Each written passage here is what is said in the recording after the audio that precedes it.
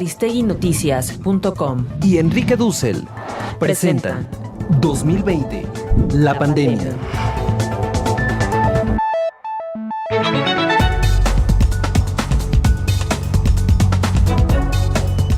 Muy buenas tardes, les damos a todos ustedes quienes nos siguen a través de www.aristeguinoticias.com y también a quienes están siguiendo el arranque de esta transmisión a través de Facebook Live, de Twitter. Les damos muchas gracias porque sabemos que ustedes han disfrutado de estas conversaciones que el doctor Enrique Dussel ha encabezado con expertos en filosofía, con académicos, con todo tipo de figuras prominentes que nos ayudan a pensar y también a reflexionar en un momento tan crítico para la humanidad y tan difícil para tantos sectores en esta realidad de la pandemia por COVID-19. Le doy muchas gracias al doctor Dussel, como siempre, que nos honre con su presencia en este portal de noticias, www.aristeguinoticias.com, y también hoy le doy la bienvenida al titular de Semarnat, Víctor Toledo, quien analizará junto con el doctor Dussel el virus y el problema ecológico.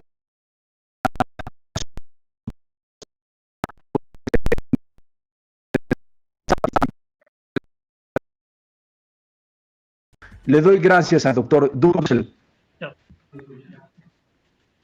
Se cortó, pero ya está. Buenas tardes. Muy bien, ahí se cortó un poco. Gusto de esta ¿Se cortó un nueva poco o todo? Sí, pero bueno, pues ya vamos. Pero la introducción era precisamente al secretario pues Toledo. Le doy las gracias al secretario Toledo, Víctor Toledo, titular de Semarnat, y también a usted, doctor Dussel, porque está, como siempre, encabezando estas reflexiones tan importantes para nuestra audiencia y que valen la pena escucharlo, a usted y a sus invitados que han sido de primera línea. Le agradezco y de nuevo doy esta breve introducción de que el virus y el problema ecológico serán el tema de hoy. Adelante, doctor Dussel, sé que tiene preguntas preparadas. Sí, cómo no. Buenas tardes. Y muchas gracias por darnos esta posibilidad en esta audición organizada por el Grupo Aristegui. Sí, el tema que he pensado para hoy sería el virus y la ecología, porque es un tema novedoso, pero ya tiene sus años. Hay que pensar que la humanidad se situaba en la Tierra, en nuestro planeta, como una especie de espacio infinito y de materia posible a ser usada también de manera infinita. Parecía que podíamos hacer en la Tierra lo que nos aconteciera como humanidad, y la Tierra se arreglaba para reciclar posibles errores que cometiéramos. Por ejemplo, tirábamos basuras en las ciudades y parecía que eso era insignificante. Pero cuando uno empieza a darse cuenta que hay millones de toneladas de basura, ya la cosa es más complicada. Y por eso que de pronto la Tierra, que parecía infinita, lo encontramos que no. Tiene materia, pero con ciertos límites. Tiene, es verdad, una atmósfera con oxígeno, pero ¿quién hubiera dicho que el respirar es un derecho humano? Era obvio. Sin embargo, estamos viendo cómo por el fuego que está ultimando grandes regiones de selva, la producción de oxígeno en la Tierra empieza a tener deficiencias. Y entonces el poder respirar en una generación o dos va a ser un derecho, no va a ser que la gente tenga que transportar un instrumento para respirar. Así como en Egipto, entre las mandamientos éticos se decía, por ejemplo, dar agua al sediento. ¿Y quién pensaría que el agua iba algún día a ser algo restringido?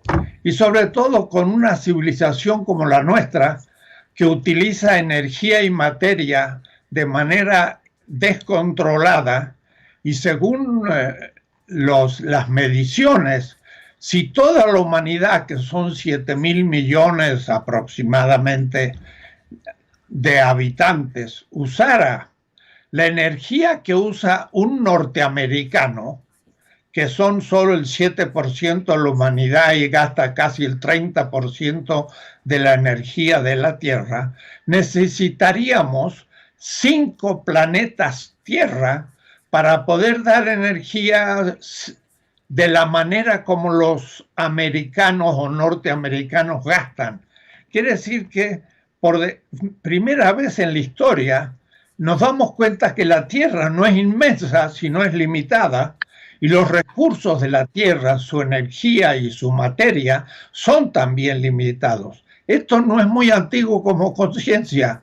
Recuerdo que en 1972 el matrimonio Meadow, ante un pedido del Club de Roma, presentó un estudio, se llama Los límites del crecimiento.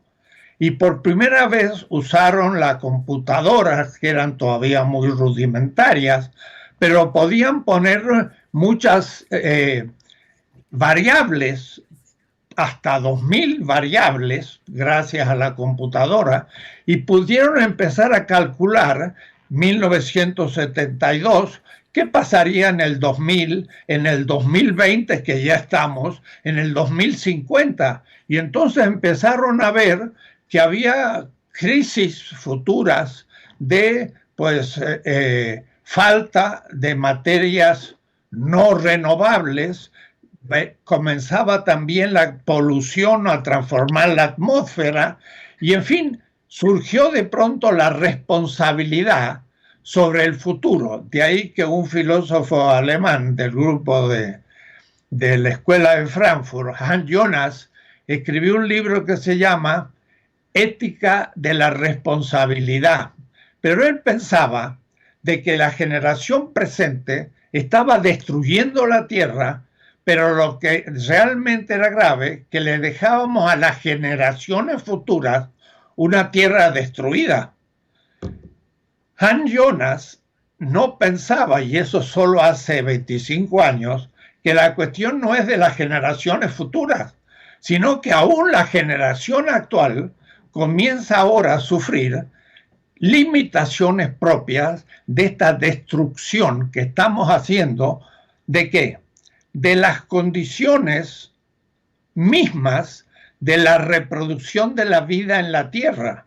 O es decir, si seguimos con esta civilización y esta inconsciencia ecológica, pues vamos a llevar al suicidio de la humanidad, y no a largo plazo, sino a corto. Entonces la ecología se transforma en, yo le llamaría una macroepisteme, o es decir, una ciencia de las ciencias, porque todas las anteriores ciencias, pienso en la economía, en la política, hasta en la psicología y demás, empiezan a ser capítulos de esta gran ciencia que es la que empieza a estudiar las posibilidades de la existencia de la vida en el futuro, porque está a riesgo. Entonces, este sería el primer tema. ¿Cómo lograr a corto plazo dar mayor conciencia a esta generación del problema ecológico? La palabra ecología viene del griego oikos, casa, y logos, tratado. Pero la casa en este caso es la tierra.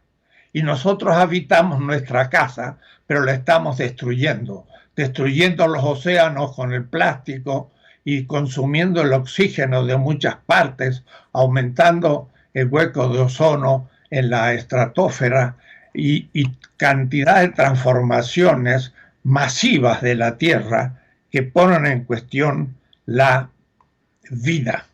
Mi primera pregunta sería, ¿no sería importante en las currícula de los colegios primarios, secundarios, prepa, universitarios, crear una nueva materia obligatoria central en la formación de nuestro pueblo en el nivel de la ecología. O es decir, estamos en un momento grave porque este virus es producto de deformaciones del sistema alimentario y también otro tipo de cuestiones que ponen en cuestión el proyecto de civilización que tenemos. Doctor Víctor Toledo, usted es un especialista en el tema. ¿Qué diría sobre esta posibilidad de crear mucha mayor conciencia en el pueblo sobre el tema ecológico? Sí, muy bien, muy bien. Usted doctor Dussel, ha tocado un punto fundamental que tiene que ver con toda una discusión sobre la ciencia.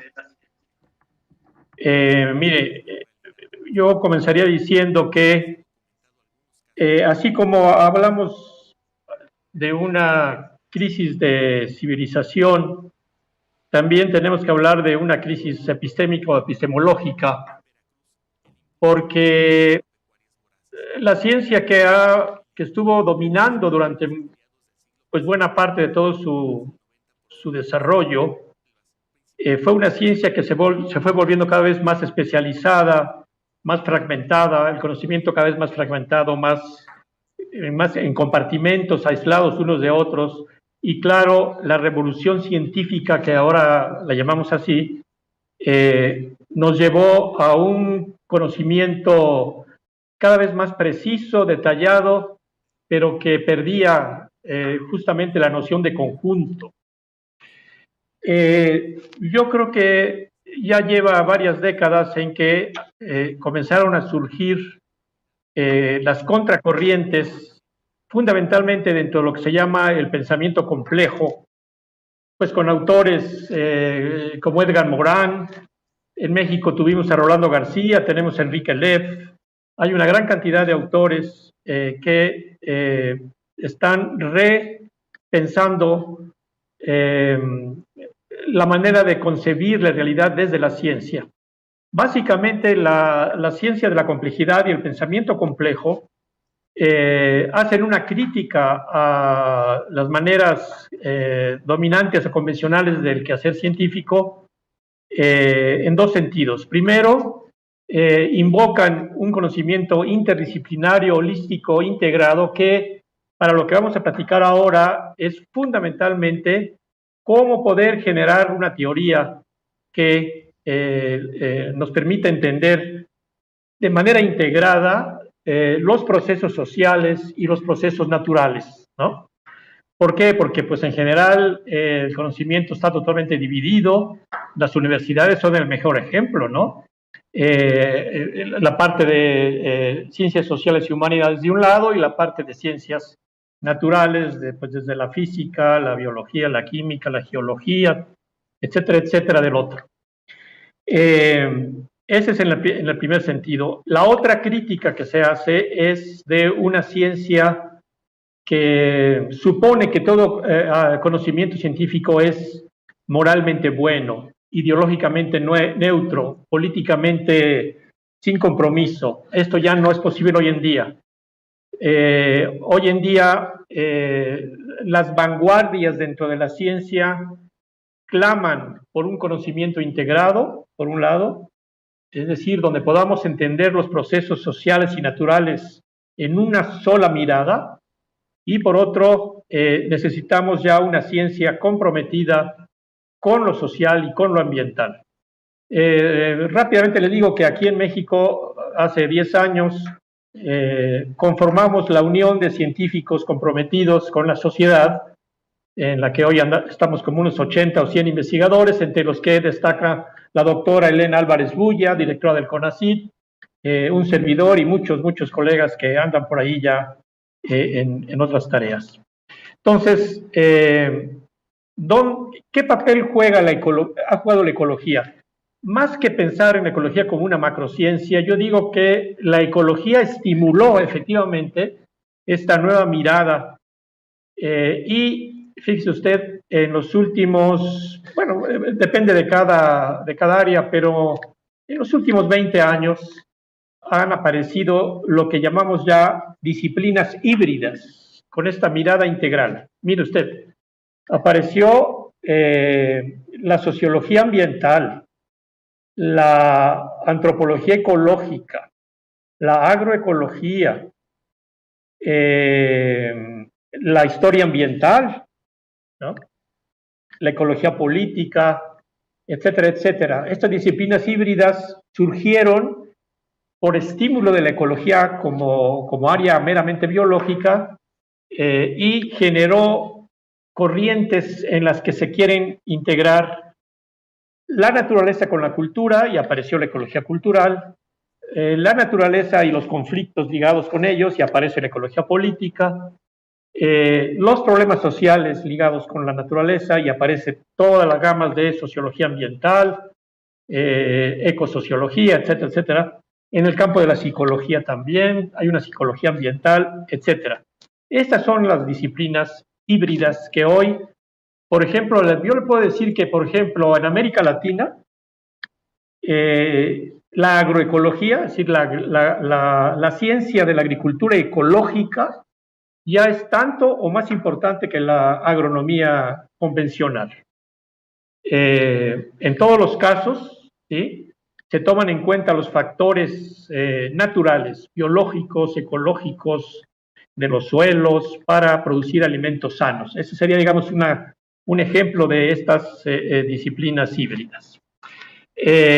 Por lo tanto, efectivamente, lo que tenemos que divulgar, y ya se está haciendo, es este pensamiento holístico, este pensamiento integrado en el que todos los fenómenos sociales en relación de la cultura, la demografía, la economía, etcétera, etcétera, también hay una economía ecológica y una economía ambiental, se tienen que entender hoy en día como ligados siempre con los procesos naturales.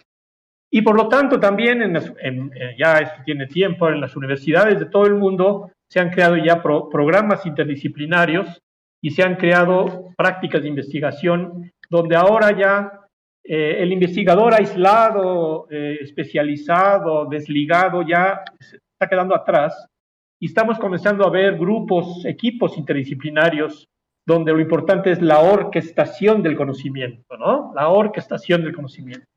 Bueno, ahora, en relación ya al problema concreto que usted ha estado señalando, pues, oh sorpresa, aquí yo quiero decirle al público que también hemos estado trabajando con muchos colegas, especialmente de Europa, hemos estado trabajando en el desarrollo de una teoría que se llama el metabolismo social. La teoría del metabolismo social que iniciamos varios colegas, fundamentalmente en España, en Alemania, en Austria, en Italia, en América Latina. Esta teoría del metabolismo social, pues, nos vino a ayudar a entender de manera integrada estos procesos. Y, oh sorpresa, pues la teoría del metabolismo social surge del siglo XIX, no lo va a creer usted, doctor Dussel, y surge fundamentalmente por Marx, Karl Marx, su concepto de intercambio orgánico, y su lectura, por supuesto, de los naturalistas de aquella época, de los ecólogos de la ecología de aquella época del XIX, pues especialmente de Darwin, pero de otros como Moleschott y otros naturalistas del siglo XIX, le permite expresar este concepto de metabolismo que permaneció por parte de los estudiosos como algo que permaneció allí, hasta que en 1990 y tantos una investigadora de la ciudad de Viena, la doctora Marina Fischer-Kowalski, y un servidor y otro colega español, retomamos la idea de Marx de desarrollar una teoría del metabolismo social. La historia digamos que ocurrió en el 19, y especialmente en la ciudad de Londres. Ahí se concentraba buena parte del conocimiento científico en aquella época.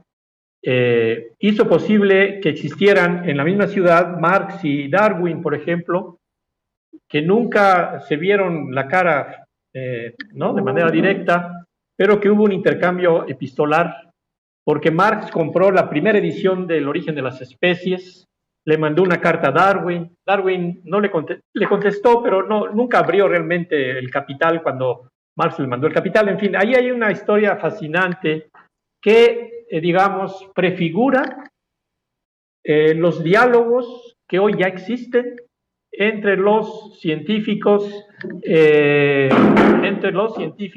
naturales y los científicos sociales.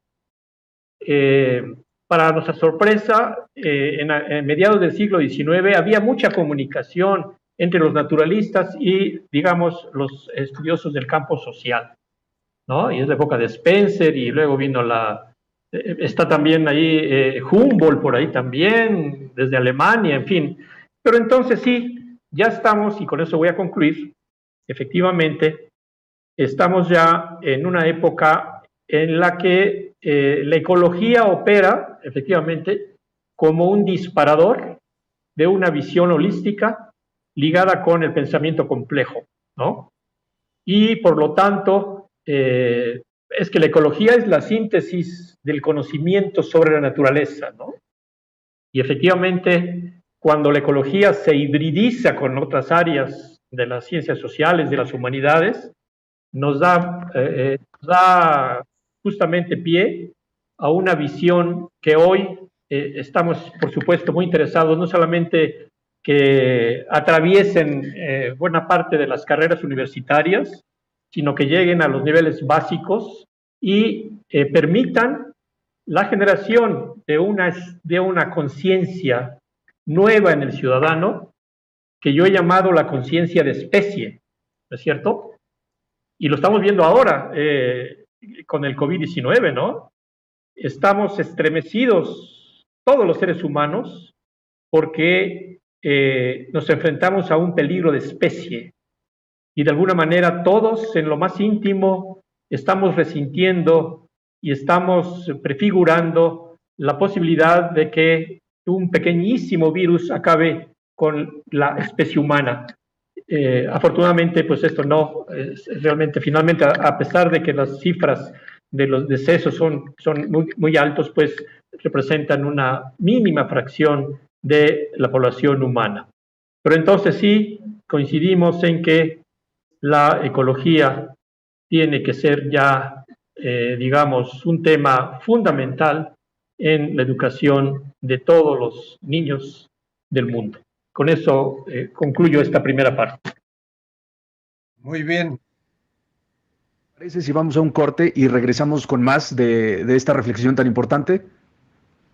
¿Cómo no? Ahí está. Volvemos después de este corte con más de el virus y el problema ecológico. Está el titular de Semarnat, Víctor Toledo, y por supuesto don Enrique Dussel, que nos pues honra con su presencia en este espacio www.aristeguinoticias.com. Volvemos.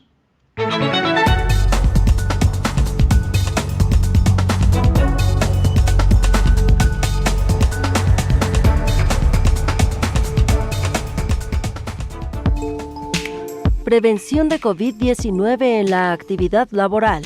Instituto Mexicano del Seguro Social. Instituciones bancarias. Preparación.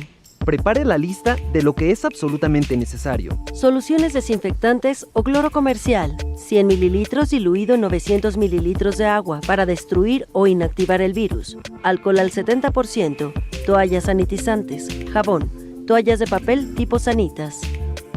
Todo el personal debe usar cubrebocas. Que sea acorde a las actividades del trabajador.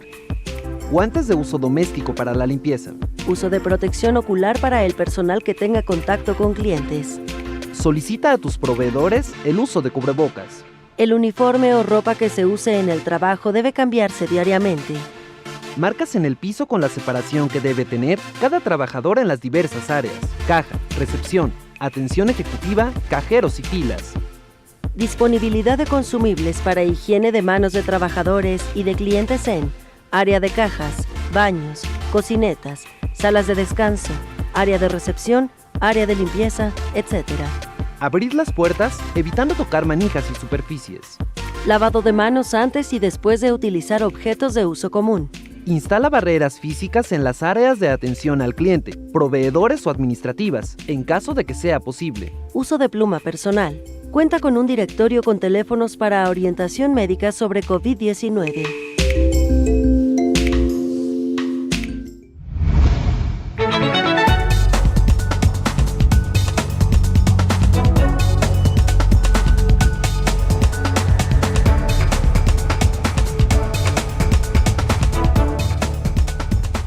Ya estamos de regreso con el doctor Dussel, Enrique Dussel, que estamos analizando el virus y el problema ecológico. Por supuesto, esta conversación es sobre todo entre el doctor Dussel y el titular de la Semarnat, Víctor Toledo, quien también es académico, es biólogo, es una figura muy reconocida en este campo, y por supuesto que es un placer escucharlos a ambos. Doctor Dussel, le cedo la palabra. ¿Cómo no? Sí, las reflexiones del doctor Víctor Toledo son exactamente las importantes. Es una revolución epistemológica lo que está exigiendo el poder hacer un diagnóstico histórico mundial de la significación de este virus que toca a la humanidad como totalidad. Pero esto exige ir en profundidad hacia el origen de esta situación. Y justamente se ve muy bien esto, por ejemplo, en relación a la ecología y la economía. Pareciera que la ecología es como un capítulo de la economía. Yo estoy pensando que en realidad hay que invertir el sentido.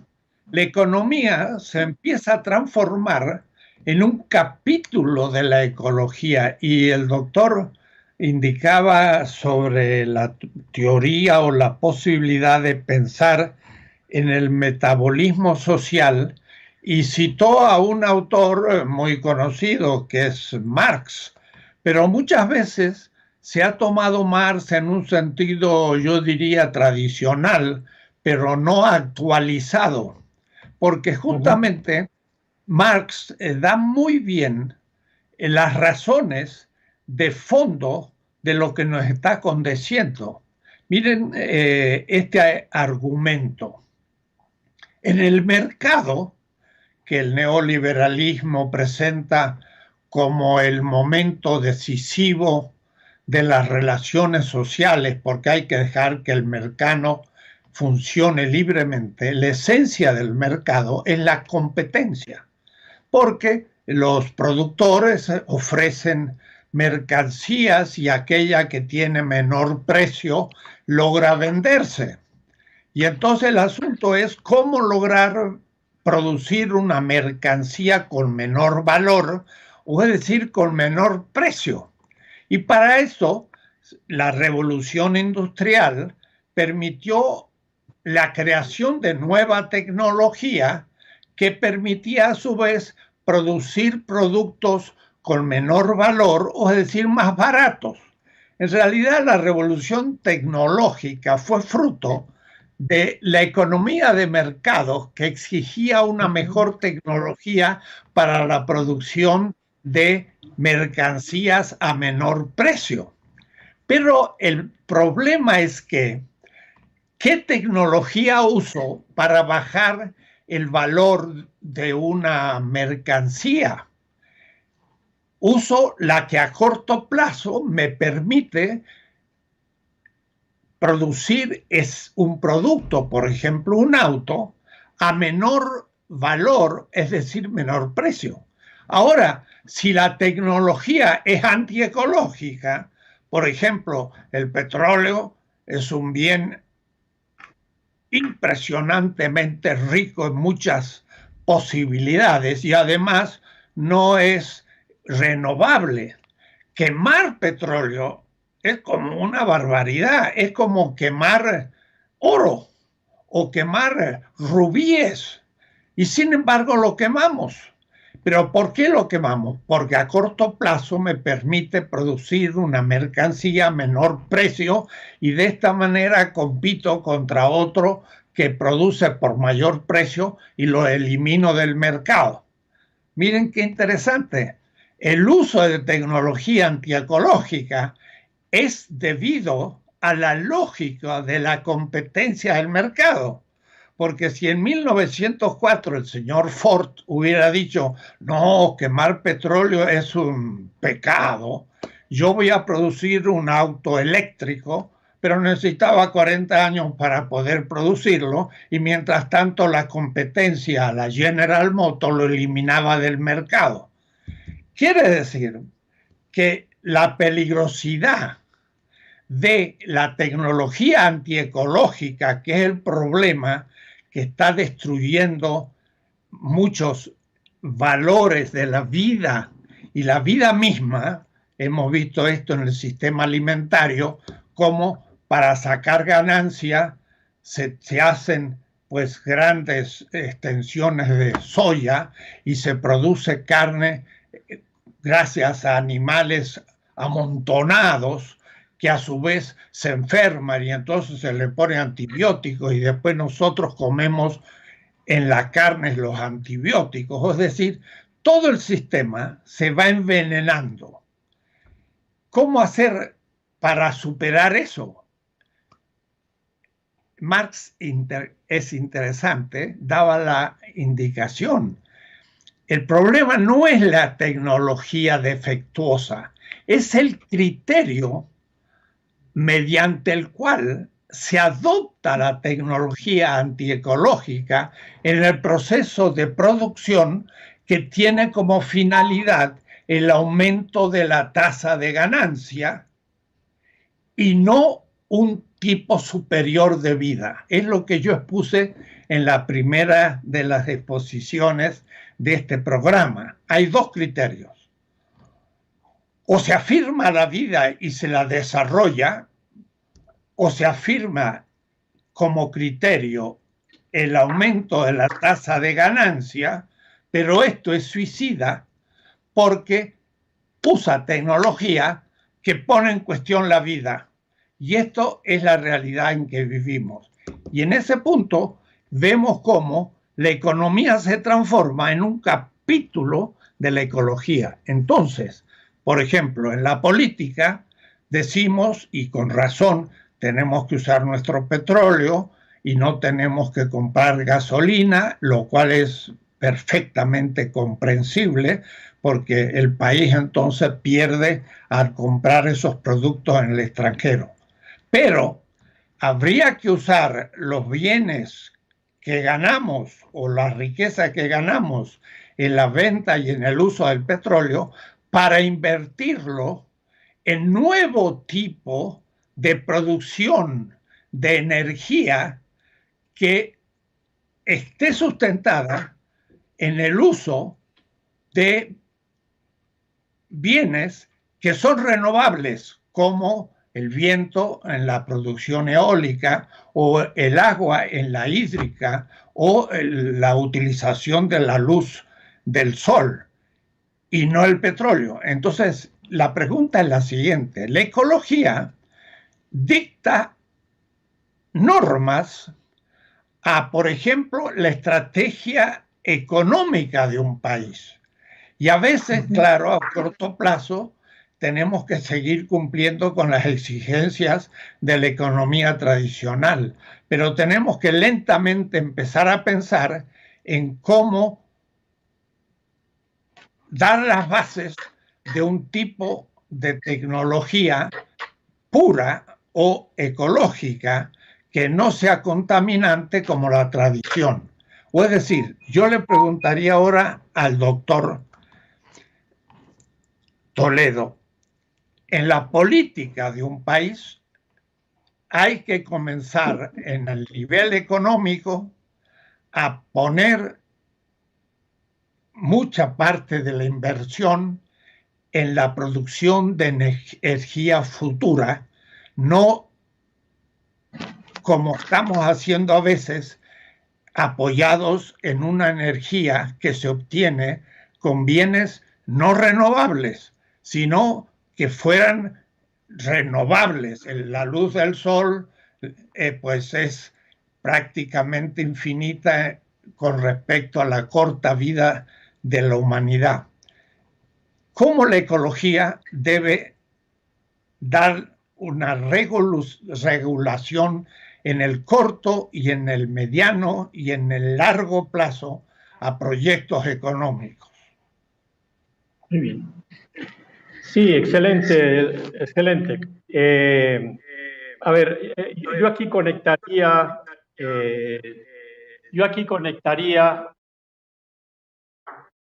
el tema del bloque anterior, que era más la reflexión sobre la ciencia, con lo que ha planteado el doctor Dussel. Efectivamente, podemos decir que hoy la ciencia cada vez más y más y más está al servicio del capital. La ciencia se pliega, como lo ha dicho el doctor Dussel, a la búsqueda de una producción eficiente, eficaz de mercancías o, digamos, a temas afines a ello. Y, por ejemplo, en el recuento que hace la UNESCO del número de científicos, se ve una tendencia, primero, a pasar de una ciencia pública universitaria a una ciencia privada, y cada vez más y más y más miles de científicos trabajan para corporaciones, para los grandes corporativos de todo tipo, alimentarios, biotecnológicos, químicos, automovilísticos, energéticos, etcétera. La ciencia cada vez más está en la lógica de la acumulación y de la concentración del capital y en términos de la ganancia. Inclusive, fíjense ustedes, buena parte de la investigación científica y tecnológica hoy en día está en la producción de armas, de armamentos muy sofisticados, etcétera, etcétera. Frente a ello, efectivamente, la crisis que está viviendo hoy el mundo, que al final es una crisis de la civilización moderna, de la civilización industrial, tecnocrática, capitalista, patriarcal, requiere efectivamente de un conocimiento diferente. Lo que yo platiqué en el primer bloque de las disciplinas híbridas son justamente respuestas desde la academia a esta maquinaria dominante de conocimiento que, y lo repito, opera de manera especializada, sin conciencia social, sin conciencia ambiental y, por supuesto, sin compromiso político. Hoy en día necesitamos un nuevo tipo de ciencia y ahora hablaré brevemente sobre efectivamente el caso de la economía. La teoría económica convencional es una teoría que se olvidó de la naturaleza. Es decir, efectivamente, conceptualiza los intercambios económicos, olvidándose por completo de los fenómenos naturales. Y como sabemos, pues todo proceso económico surge de la apropiación de elementos o de servicios o de procesos de la naturaleza.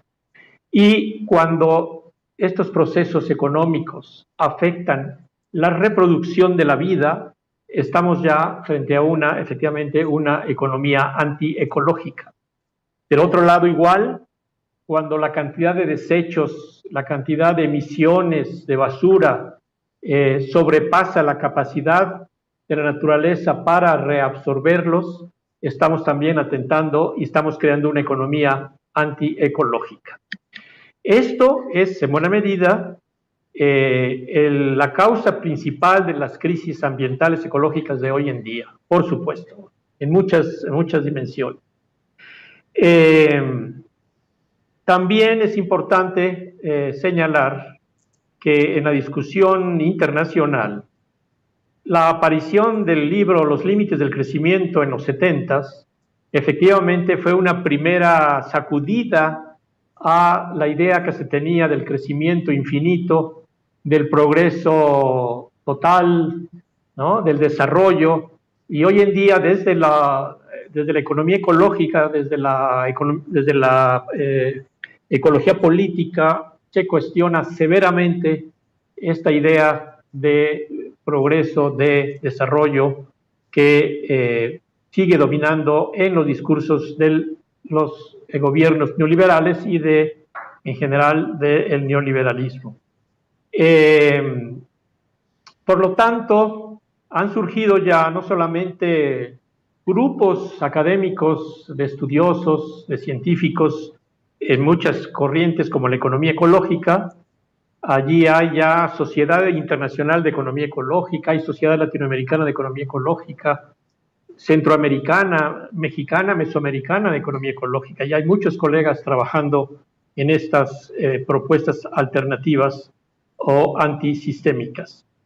En el caso de la energía que señala también el doctor Dussel, efectivamente, necesitamos transitar hacia una nueva visión del uso de las energías y porque además, como ustedes quizás sabrán, el fin del petróleo, el gas y el carbón concluye en 2050. Estamos frente a 30 años muy cercanos en la que prácticamente ningún país tendrá ya petróleo disponible que sea, digamos, económicamente factible extraerlo. Y hoy en día ya más de la mitad de los países productores de petróleo ya están gastando sus últimas reservas.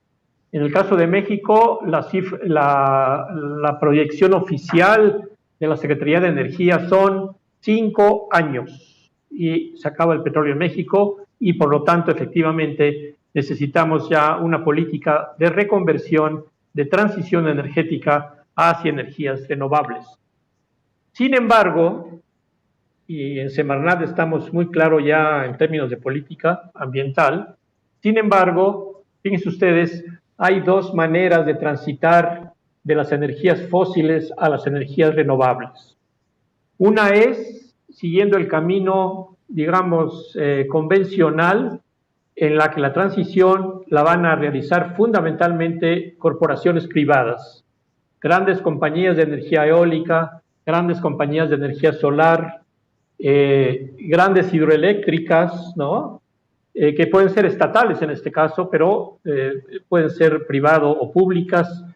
Bueno, pues nosotros invocamos una vía antineoliberal de transición energética, porque las nuevas energías permiten algo maravilloso, doctor Dussel, permiten manejar la energía a escala local, efectivamente con fuentes prácticamente gratuitas, y se puede producir una tecnología muy sencilla y barata. Por lo tanto, el gobierno de la 4T está, digamos, examinando esta vía. ¿Qué les parece si en vez de producir energía eléctrica a partir de grandes eólicas, lo producimos en las casas, en las comunidades, en los barrios, en los sindicatos, organizamos cooperativas rurales que no solamente produzcan alimentos, sino que produzcan energía solar, eólica, de microhidroeléctricas, para el autoconsumo, pero también para las ciudades o los municipios. Esta es otra idea. Y estamos justamente insistiendo con el presidente López Obrador que debemos comenzar a transitar esta vía antineoliberal o no neoliberal, que es una vía democrática de manejo de la energía. Y lo mismo podemos hacer con el agua también, por cierto, ¿eh? Ya no necesitamos las grandes presas. Una de los problemas de la civilización moderna que nos ha impuesto es esta idea de los megaproyectos, de los grandes proyectos, de grandes escalas. Una civilización ecológica, como dicen los chinos, tiene que pasar de lo gigante y de lo grande a lo pequeño, y sobre todo a procesos y diseños controlados por los ciudadanos. El poder social, que yo llamo en mis libros, sería un ejemplo de esta transición energética o hidráulica hacia nuevos sistemas que sean compatibles con la vida y que tengan efectivamente una lógica ecológica en todos los sentidos. Exactamente. Gracias, doctor Toledo. Doctor Dussel, sí. ¿Le parece hacemos la última pausa y volvemos? Sí, cómo no. Pues ahí está, gracias al doctor Toledo, gracias al doctor Dussel, que están en esta conversación sobre el virus y el problema ecológico. Volvemos después de esta pausa con la parte final del programa, porque sin duda esta reflexión es muy valiosa para quienes nos están siguiendo a través del portal, y pues regresamos con esta última fase.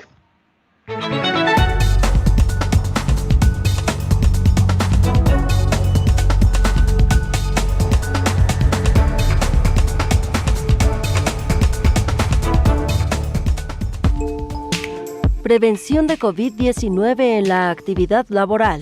Instituto Mexicano del Seguro Social. Transporte. ¿Qué es un contacto de trabajo? Aquella persona que ha compartido el mismo espacio laboral con una persona confirmada o sospechosa de COVID-19, bajo las siguientes condiciones. Por un periodo de 10 minutos o más a una distancia menor a 1.5 metros y sin haber usado el equipo de protección personal adecuado, sin cubrebocas, careta o lentes protectores. Haber tenido exposición directa con algunas secreciones, gotículas o aerosoles de un trabajador infectado o sospechoso. Por ejemplo, si estornudan o tosen frente al contacto sin taparse la nariz y la boca, o contacto directo con superficies contaminadas por el trabajador infectado. El contacto de trabajo debe haber ocurrido en promedio 5 días anteriores al inicio de los síntomas. Riesgos específicos de la actividad. El transporte público, al ser utilizado por muchas personas, puede favorecer el contacto con las secreciones o los objetos contaminados de otra persona. Esto es, desde el momento que ingresa a la estación o parada del transporte, durante el viaje y al salir del mismo. Se permanece por un momento prolongado en un espacio confinado, transporte o con otras personas. Las aglomeraciones en paradas o estaciones.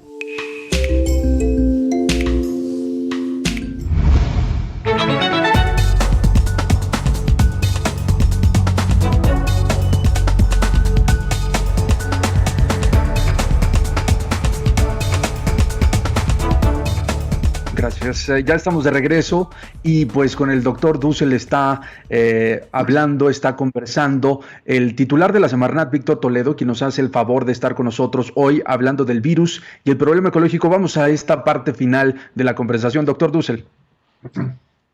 Sí, cómo no. La tercer problema o pregunta es la siguiente.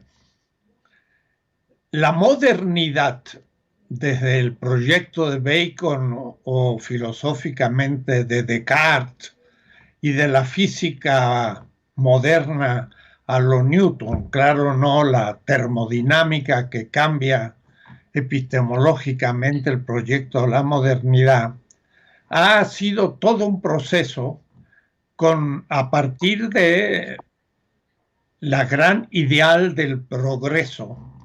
Pero ese progreso no tuvo desde el comienzo como finalidad la afirmación de la vida y de una vida más desarrollada, y aunque parezca un tanto obvio decirlo, una vida más feliz de la humanidad. Y por eso que estamos tocando una etapa final de esa modernidad, que ya ahora pone en cuestión a la vida.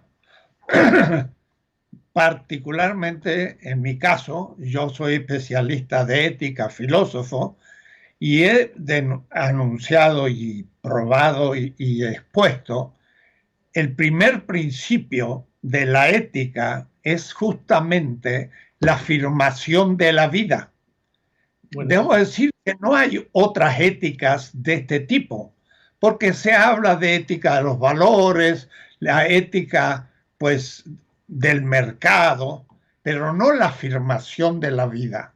Por eso que habrá que pensar, idear, gracias a la crisis de este virus, esa futura normalidad, ¿cómo podemos proyectarla para que sea algo más que la modernidad? No es un posmodernismo, le llamamos una transmodernidad, una civilización que piense en la vida.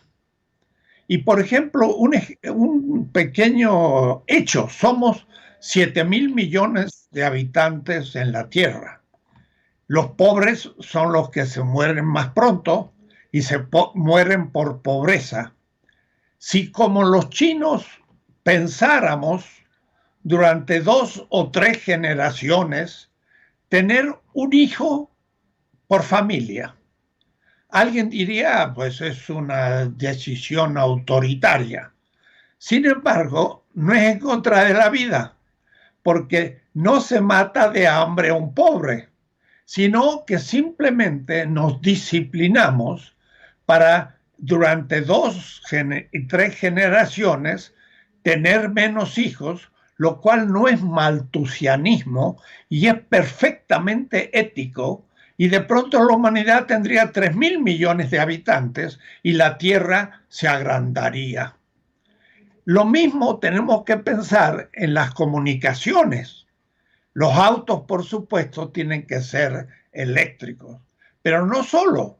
Tenemos que cambiar absolutamente el sistema de la comunicación. Hacer lo que Iván Illich indicaba en cuanto a que tenemos que reorganizar que las personas habiten más cerca de su trabajo y entonces tienen que transportarse menos tiempo para llegar a su trabajo. Y además los medios de comunicación colectivos que sean los que son más importantes.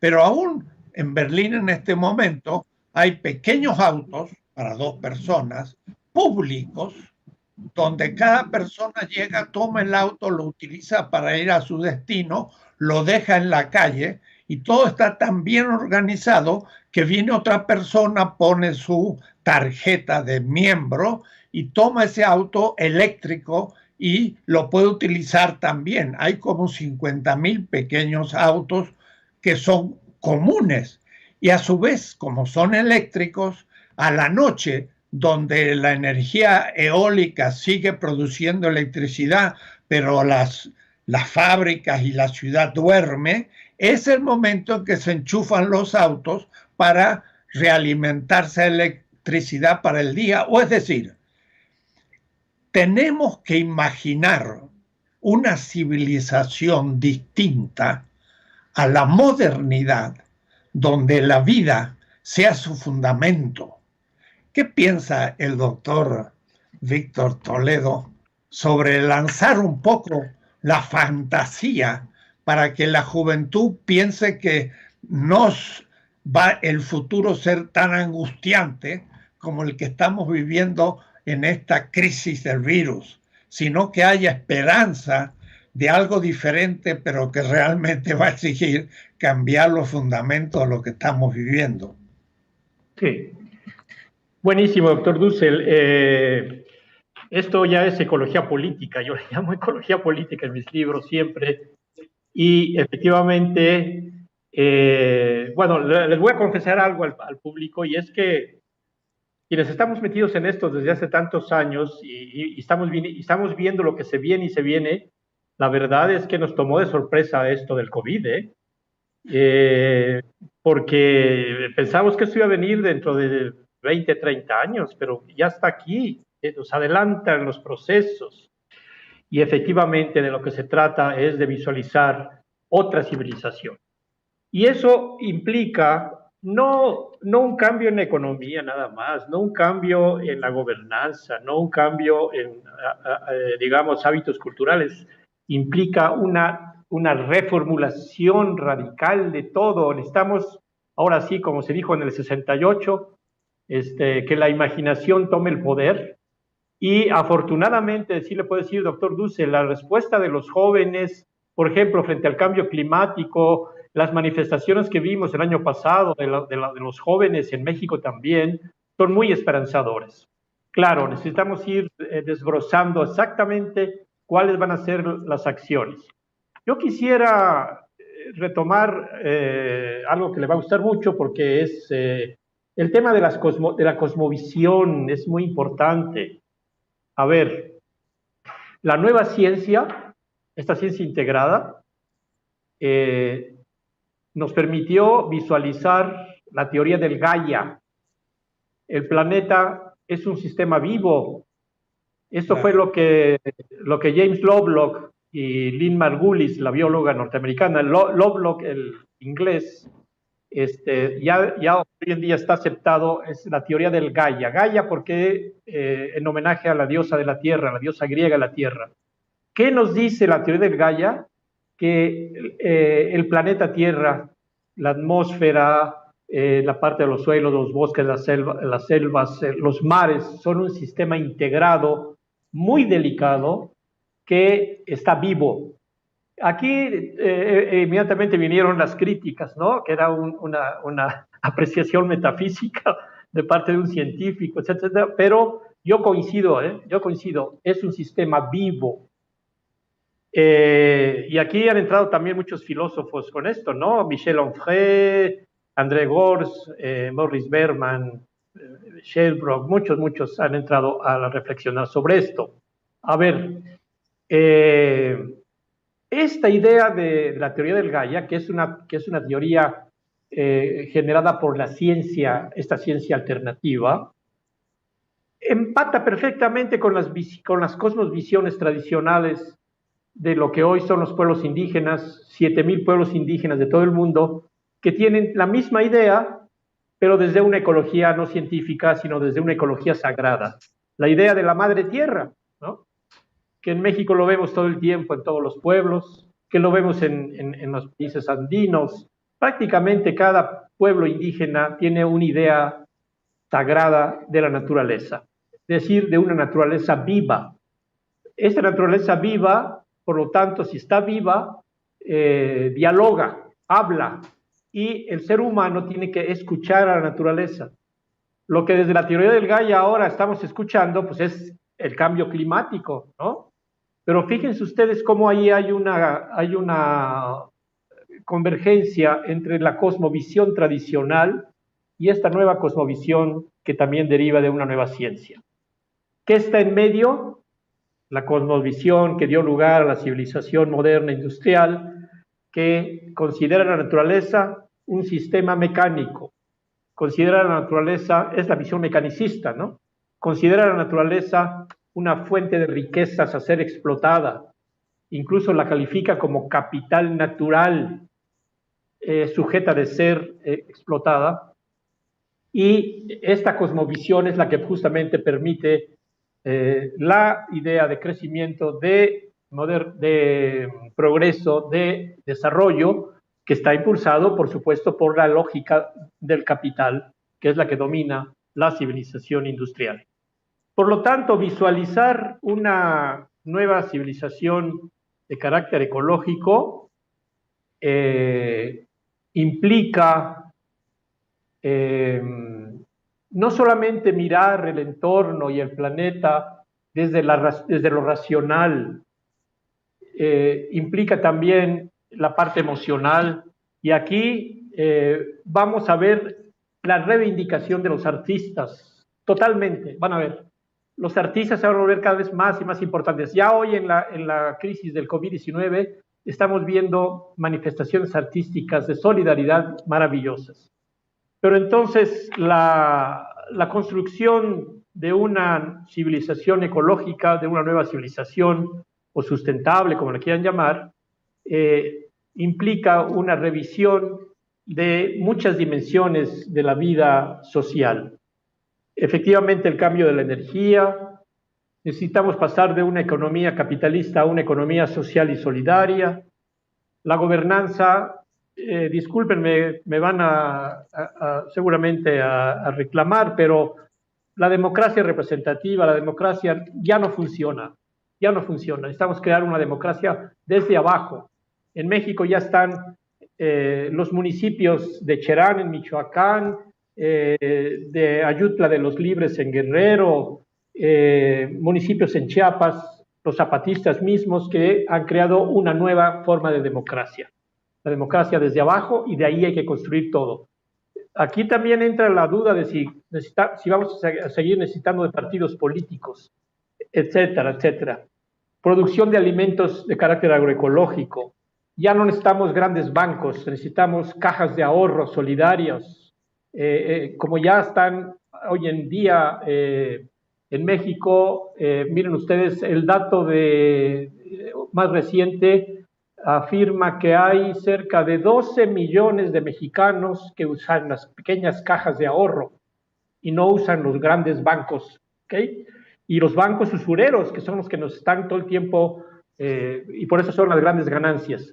Estamos, y el COVID-19, y con eso quizás voy a terminar, como un pequeñísimo organismo que incluso se duda que sea un organismo, porque sabemos que es pues casi una envoltura de ácido desoxirribonucleico con algo más, ¿no? Nos está timbrando a la humanidad, nos está haciendo pensar. Este programa del día de hoy es resultado de eso, por supuesto, y también de reuniones que se están dando por todo el planeta, porque pues, nos sacude en las maneras en las que vivimos. Doctor Dussel, yo le estoy muy agradecido por esta invitación. Yo lo he leído muchísimo. Es usted uno de mis pilares en las reflexiones que hacemos. Para los que atenden esta reunión, este evento, mi último libro se llama Los civilicionarios. Civilicionarios porque son los que revolucionan la civilización. Y el subtítulo es Repensar la modernidad desde la ecología política. Está publicado por Juan Pablo Editores y allí se sintetiza buena parte de lo que yo he expresado el día de hoy. Pues agradecidísimo de nuevo, doctor Dussel. Con esto termino. Si usted quisiera decir algo. Muchísimas gracias de nuevo. Realmente es una coincidencia completa con lo que ha dicho y por eso lo invité a este diálogo. Yo soy filósofo y llamamos una filosofía de la liberación, pero cada uno de los capítulos dice esta ética es una ética de la vida y de ahí se desarrollan todos los principios éticos. Es fundamental realmente lo que te ha dicho.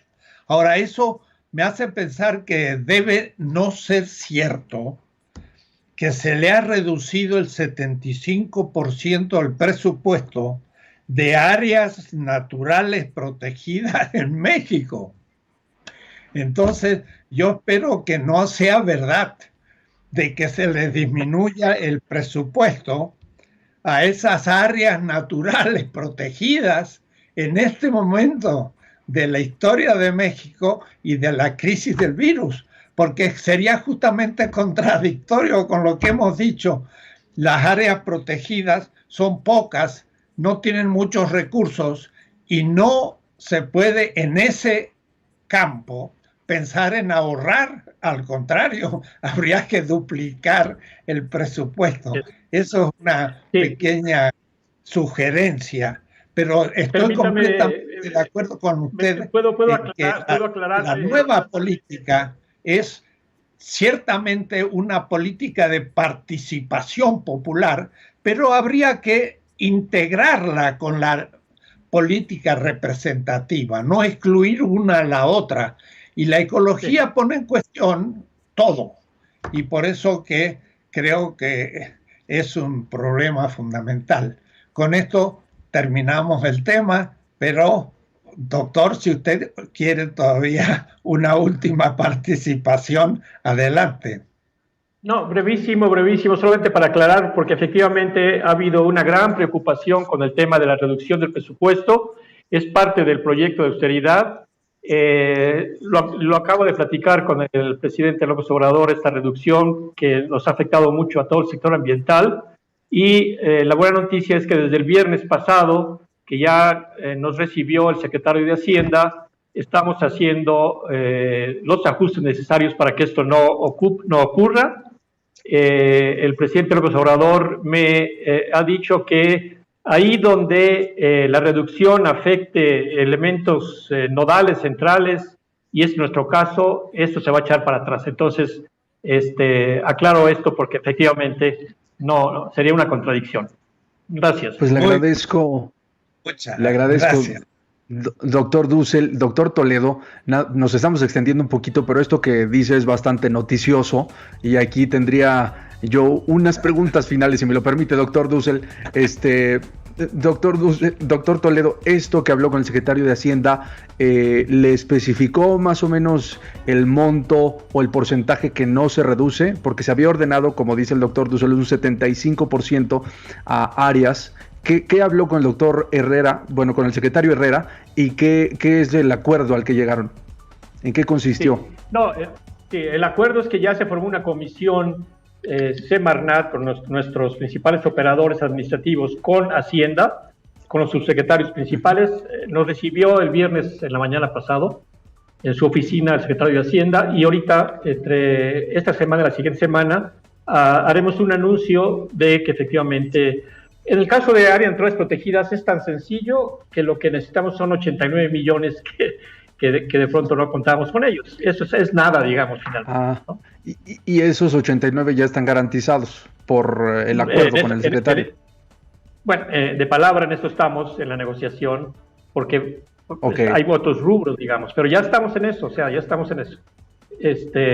Perdón. Yo sé que hay mucha preocupación. Pero, sí.